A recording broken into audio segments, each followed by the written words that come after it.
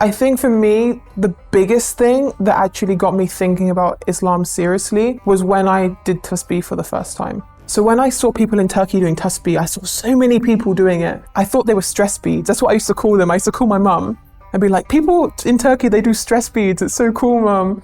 So when I actually Googled for the first time what you're supposed to say when you do it, and I learned about Subhanallah, Alhamdulillah, Allahu Akbar, and I learned the meaning of these words, and I started doing it for the first time, there was another moment on top of that that was really special. And that was the moment that happened after I did tasbih for the first time. And that was the moment when I was coming out of the mosque, Blue Mosque here in Istanbul. And I stood between Blue Mosque and Hagia Sophia. That's where I heard the azan for the first time. I mean, I'd heard it before, but this is when I really heard it. Like I actually stopped and listened to the azan. Because when you're standing between those two mosques, it's so loud. The azan is so loud. And I remember standing there and just hearing the azan and thinking, wow, that is so beautiful. That is so peaceful. Like before I became Muslim, I think I spent a lot of my time being worried. Like everything worried me. Like I had such bad anxiety. Like what if I go in the street and this thing happens? What if I do this and this happens? And then once I discovered Islam, once I became Muslim, it was the remedy to my anxiety. It was the thing that I'd been searching for so long to stop me